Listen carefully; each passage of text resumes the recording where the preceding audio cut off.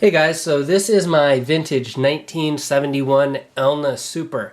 It's the Star Series line, 62C. You'll see a couple different ones. You'll see some that say ElnaSuper, some that say ElnaSU, so there are a few different models. This one from 1971. It has a full rotary hook, horizontal with a drop-in bobbin. No bobbin case, you just drop it in from the top. Kind of like you would on like a Singer 201 or some of these modern machines. It has a direct drive motor, meaning there's no belt connecting the motor to the hand wheel. It's actually a compression ring, basically, or a tire that pushes against the motor shaft and then also presses against the hand wheel. So there's a single belt in here just from the upper and lower shafts, single timing belt. So this is actually a really smooth machine, really fast. Sews more than 1,000 stitches per minute.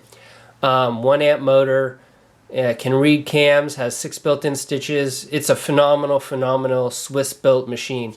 I have a Bernina 730 record and a FOF 1222, both kind of from around that era, which are considered basically the best in class. And I consider this Elna to be right in there with them and perhaps superior in a few ways.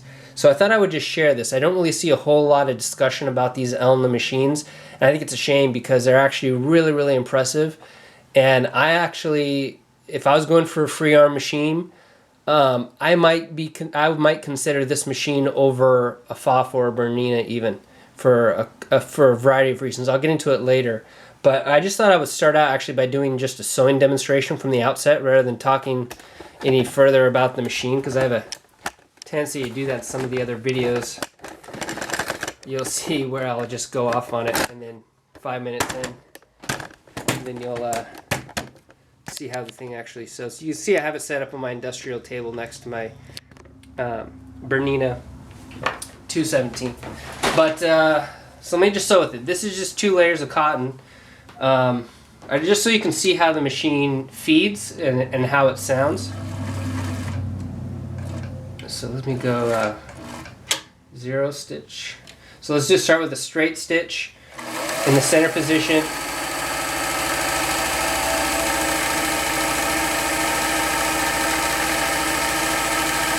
So this machine is so smooth. And that's in part the rotary hook and the lack of belts really in here. But it's just so smooth, and you can see how nice those stitches look, really balanced. It doesn't have adjustable presser foot pressure.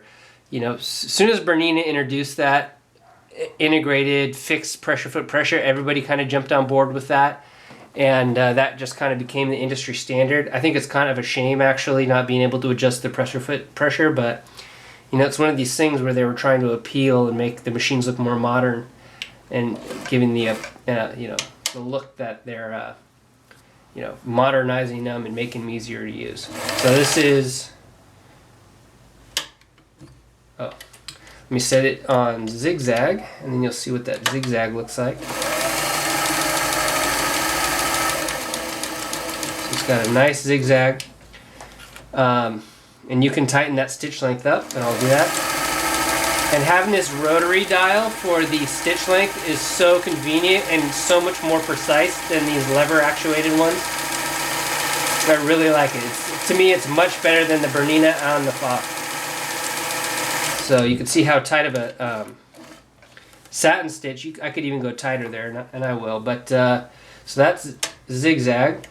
It also has a blind stitch for doing blind hems.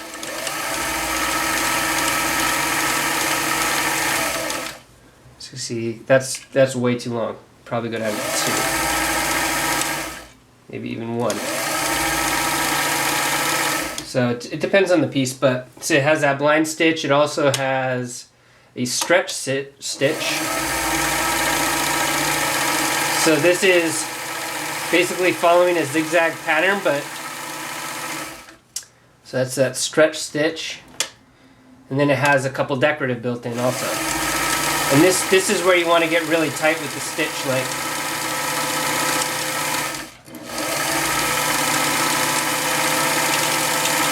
And there's one, and I'll back that off, and then try the other one too.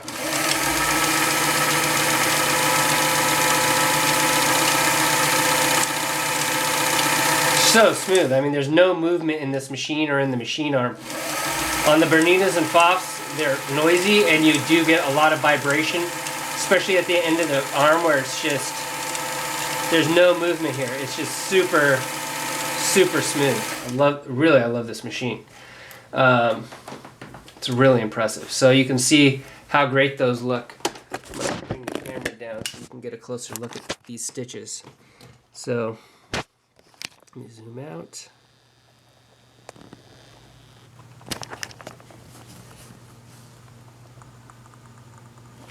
So you can see how well the machine feeds really well. The stitches look really good and they're really balanced. You can see how tight, the stitches look really good. This is a standard Tex 30 thread. But, so yeah, let me jump into the features and start talking about it. There is a thread cutter on the back. Let me set the camera down here. On the back of the presser foot bar. Get the tripod here so you guys aren't wobbling all around. And I'll kind of go into some more details about the machine now that you saw how it sews. So if you're in the market for a free arm machine, and you're looking at the Berninas, you're looking at the Fofs, really consider these Elnas. I think they're phenomenal. One, you saw how smooth it is. It's really capable. The motor strength and the speed on it, it's faster than the Fof, a little bit slower than the Bernina, but a lot of people don't even run that Bernina full speed because the Berninas run around 1,200 stitches per minute, and for some people that's too fast. It does have an electronic foot controller, and it's 2 speeds, so you can adjust it switching a lever on the actual, or a switch on the foot. So you can see here you have high and low. I always run it at high. It has pretty nice linear speed control, so I don't really feel like I need the low, but it's up to you. I'm also used to industrial, so it's a little bit different. Some pluses over the Bernina and the Fofs. One is the strength of the motor, the speed of the machine, and definitely the smoothness and the sound. It's just much better, and that's because of this drop-in bobbin. And that's another thing, is it doesn't have a bobbin case. So a lot of new sewers don't necessarily feel comfortable with the bobbin case. They don't like it, trying to put it in, making sure that the fingers lined up, and making sure the direction of the bobbin rotation is accurate and everything else. This, you don't have to worry about it. You drop it in, it's really straightforward, and it's super smooth. They use proprietary bobbins, but the machine will also use a class 66 bobbin. It won't use a class 15, even though the capacity is comparable to a class 15. But you'll see it has holes in the top, and then it's solid on the bottom. This is helpful, one, in that you can you run the thread through these holes when you go to wind it on the built-in bobbin winder here. But also, the rotation of it, you always wind the bobbin with the holes on the top. Well, when you go to drop it in the machine, you know that you put the holes on the top, and that way you never have to worry about the rotation of the bobbin, whether it goes counterclockwise or clockwise. For new people, they have issue with it sometimes. So this just makes it takes the guesswork out of it. Just make sure the holes are on top when you wind it, and the holes are on top when you put it in, and the direction takes care of itself.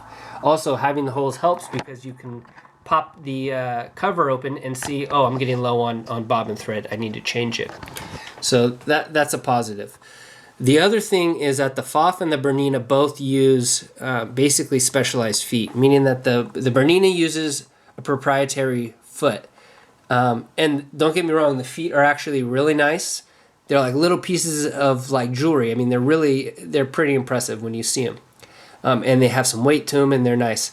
But they're expensive, and there aren't a whole lot of options. You're limited to what Bernina offers. Now, Bernina does offer a low shank adapter, but still. So this one uses a standard low shank. So any modern foot will work on here. On the Bernina's, I can't remember if you can use a snap-on foot or not. I'm not 100% certain, but you can use a modern snap-on foot set on this, and you'll have no issues. On the Fof 1222 series or the 1200 series, most of them use high shank feet with that IDT. So you cannot use any of these modern feet. You can use basically a high to low shank adapter, but then you won't have access to your IDT feature, which that's appealing for a lot of people. This has a quick removing needle plate. This just pops up. It doesn't have droppable feed dogs. So you have to remove the feed dogs if you're going to do free motion embroidery, or get a plate, or set the stitch length to 0 and you use basically a hopping foot where the feed dogs won't advance the fabric because they're just going up and down. And the hopping foot comes off the fabric anyway when you go to free motion embroider or darn or anything like that. So it's not going to advance the fabric, but you are going to get some friction from these feet. Also, the stitch adjustment mechanism. I like this way better on this Elna than I do on the FOF or the Bernina. The dial here allows you to really dial in that stitch length. And you could see that it goes, you're between 4 and 3, there's not much gap for adjustment. But between 1 and 0, it's huge. It's like almost 3 times the amount of adjustment range here. And that's excellent. You really want to see that for when you're dialing in those satin and embroidery stitches. So that's a nice feature. So the gray is forward, the red is reverse, the A is for automatic, this is for the buttonhole settings. This lever here is your quick reverse lever. So you set it to your stitch length, it's spring loaded, so you just press it and let it go, and that's how you do your lock stitch at the beginning and end. The only gripe I have with this is that this doesn't, the quick reverse here doesn't match the reverse. It doesn't match the stitch length from whatever you're going in forward. It's a shorter stitch length, and I think it's a fixed length too. So, if you're in 2, I think it'll match up, but anywhere above that, it's going to be shorter. And then this is your stitch width. I like having these 2 separate dials. The Bernina has a vertical stitch length lever. I don't like that. You have to turn it and lock it, and I'm not a fan. The FOF has a single dial where you pick your stitch width, and then you can infinitely adjust the stitch length in the range with that width. I'm not really a fan of that either. I like having total control over each one independently. So this really dial it in easily. And then this is actually really nice. They have basically 3 settings here with this slide here. You can hear that clicking. That's basically the cam reader clicking in on the zigzag cam. So that's what you hear, that click. And you can see it there actually. See it move? So what this is you have infinite adjustability when this is horizontal between 0 and 4. If you go here and you pull it out and rotate it, there are stops for each number, 4, 3, 2, and 1. This is great for if you're doing, this is actually probably what I recommend for most pieces, because if you want to go back or duplicate or you have to do some mending or whatever, you can match your stitch length back up exactly because you know the exact stop that it was in, 1, 2, 3, 4.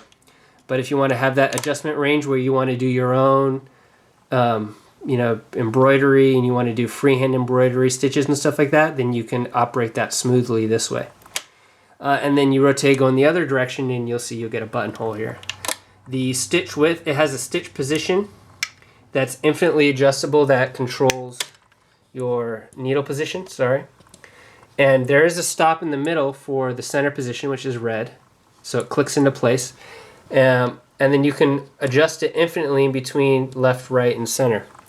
Whereas most of them have 3 stops, 3 distinct locations for that needle position. So that's nice. Here you'll see the 6 built-in stitches. You have zigzag. I think this is like an overcast stitch. Blind hem, stretch stitch, and then 2 decorative stitches. You have the triangle, and you have like this snake. And then you rotate it all the way around to A, automatic. That is your cam reader for your removable separate cams. So there are all kinds of cams. You drop them in, and they just drop into place. The spool pen holders are retractable, so these drop down when you go to put it in the case. It has a large dial. I'm not really a fan of this large tension dial. The tension on this machine is great. It actually, you set it to 5, and this one you set it to 1. It comes preset, and your tensions are typically good for most pieces. But I don't like how large the dial is, because you'll see when you're looking down on the machine, it kind of blocks your visibility. So I'm not a huge fan of this, of the size of this. I think they could have gone a little bit smaller. You'll see that the light is in the head of the machine. So where's the lever here? So you see it's under there, and you have to remove the top cover and then push a lever down to get that bulb to come down so you can change it out. The hand wheel is an aluminum hand wheel. So it's got some mass, a lot more mass than the Bernina on the FOF. The FOF is just totally plastic. It's not. You don't really ever touch the hand wheel on a FOF, because it also has this Stopomatic feature. I'll go into that on the FOF video. But so it's got some sizable mass on this aluminum hand wheel, which I do like. And then the case doubles as a free arm extension, or a bed extension, basically. So if you're working on larger pieces. And then beyond that, I mean, there's really not a whole lot. I really suggest and really recommend the machine. It's very, very smooth, very reminiscent to me of our Singer 201s, and just how smooth it operates. But it's faster, and obviously you have this free arm capability that you're not going to have on a 201. It has more power. This has double the motor strength of that Singer 201. Yeah, I'm really a fan of these. I'm not sure why they don't get talked about more. Just keep in mind though, if you're looking at them, the cam gears do break under here. So there are some plastic gears. This cam gear does break, and it was actually broken in this one. And that's how I ended up acquiring the machine, was that the person I purchased it from had it, was the original owner. She bought it in 1971. She used it for all that time. She broke the cam gear at some point. I think she was oiling the cam gear, and you should not be oiling any nylon gears. They don't need oil. That's why they put them in there. So the machine can be what they call maintenance free. But so they don't need to be oiled, and the oil just degrades the strength of those gears, especially over 30, 40 years. So the gear broke. She brought it in to have it repaired. They told her, I'm not sure if they told her that it wasn't repairable, that the part wasn't available, even though it is. Or if that it was just, I think the cost might have been really high as well. And so they sold her on a new machine. And this happens way too often. Somebody brings in a vintage machine and they get sold on a new one. Well, they sold her a new brother, and she is not happy with the brother. But she bought it, she's been using it, and I purchased this one from her broken.